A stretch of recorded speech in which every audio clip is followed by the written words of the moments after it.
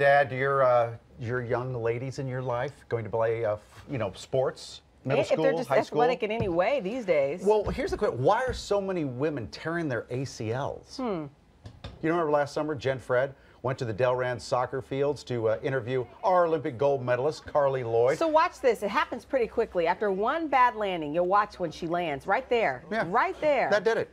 Simple hop. It sent Jen to the hospital with a severe ACL tear, and Jen is still dealing with that to this day, and now she's trying to figure out how it happens, and as you said, Mike, why more women are experiencing this injury. Jen?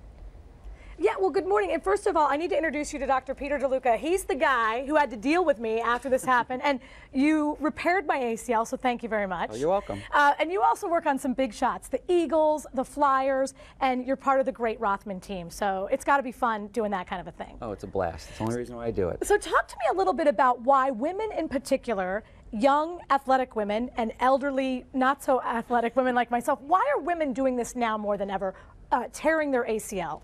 Well, there's so many more women playing sports these days, and it's just the way they're built. I mean, just the anatomy, their pelvis is wider, so it causes some abnormal pulls on the ACL. Their ACLs are actually smaller, so was yours. Now we made it a little bit bigger. Thank you. You're welcome. But they're smaller if you correct for body mass. Then their muscles, some muscles are weaker. Their hamstrings are weaker, their abductors or their glute muscles are weaker, and all of those put the ACL at risk. So a lot of people say, where is my ACL? So this right here is like my kneecap, right? So if we were to tear it away, that is the ACL. And as you say, mine was smaller and you made it wider? Yes. How do you do that? Well, in your case, we used a cadaver. There's different choices you can use to make a new ACL. And we used an Achilles tendon cadaver for yours, and so it comes with a very large, wide strip of tendon, so we just fashion it down to make it about 11 millimeters, and yours was about 8. Oh, okay. So here's the next question.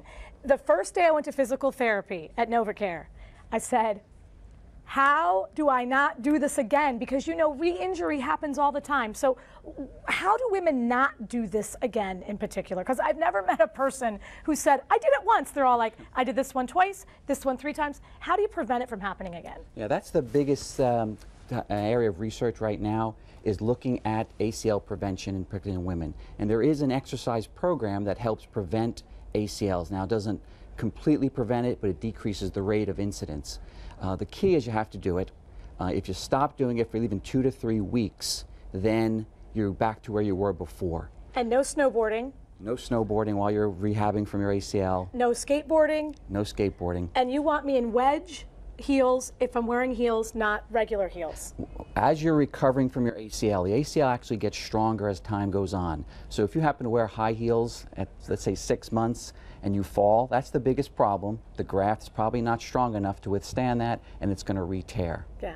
So Mike and Chanel, you know how I'm always I'm like, the doctor, I listen to him because listen to him. He seems, he knows his isn't stuff. he amazing? Yeah. Yeah, he knows his stuff. I didn't realize your knee was that bad. My knee was that bad. And we didn't even talk about the other stuff he tied up in there, right? Your meniscus. I know. Your meniscus is He had all a big messed job. up. Wow. Yeah, all from one little hop. So we're going to talk about that coming up. Okay, thank you.